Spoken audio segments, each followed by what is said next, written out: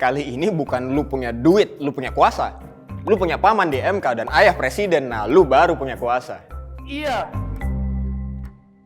Saudara Gibran Rakabuming Raka sebagai calon wakil presiden dari Koalisi. Partai seharusnya sejak awal membendung manuver politik Jokowi yang memaksakan pencalonan Gibran sebagai wakil presiden. Di sisi lain kan cara ini seperti memotong kompas pengkaderan partai. Yakin gak ada kandidat alternatif yang bisa lolos tanpa bantuan jalan pintas. MK yang seharusnya menjadi wasit yang netral di tengah huru hara ini juga terlanjur kehilangan kepercayaan publik. Lihat aja berbagai respons di kolom komentar medsos apapun. Tapi biasanya sih nanti ada hasil survei ya yang ngeliatin MK sebagai lembaga terpercaya.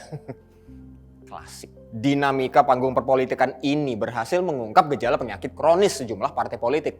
Yang paling mencolok adalah membebeknya partai-partai kubu Koalisi Indonesia Maju dalam mendukung Gibran Rakabuming sebagai cawapres. Koalisi yang dipimpin Partai Gerindra itu akhirnya kompak mengusung anak sulung Presiden Jokowi untuk mendampingi Prabowo Subianto. Pencalonan Gibran sebagai wakil presiden menunjukkan betapa buruknya kaderisasi di lingkup internal partai politik. Di luar Gerindra nih, yang mencalonkan Prabowo, partai anggota Koalisi Indonesia Maju gagal mengusung kadernya dalam Pilpres 2024. Golkar sempat mau mengusung Airlangga sebagai capres. PAN sempat menggadang-gadang Erick Thohir sebagai cawapres. Demokrat juga sempat ngotot mengusung AHY.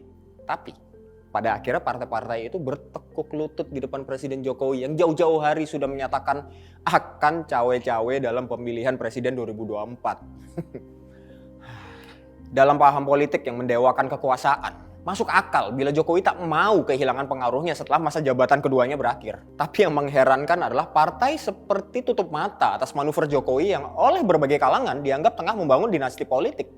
Berusia paling rendah 40 tahun atau pernah sedang menduduki jabatan yang dipilih melalui pemilihan umum termasuk pemilihan kepala daerah. Makin kesini, gejala penyalahgunaan pengaruh itu makin nyata aja. Kita tahu bahwa jalan untuk Gibran terbuka setelah MK mengabulkan uji materi syarat minimal usia calon presiden dan wakilnya. Hal yang mencurigakan, putusan syarat kejanggalan itu diketuk oleh Ketua MK Anwar Usman, yang juga adalah adik ipar Jokowi, atau let's say paman Gibran.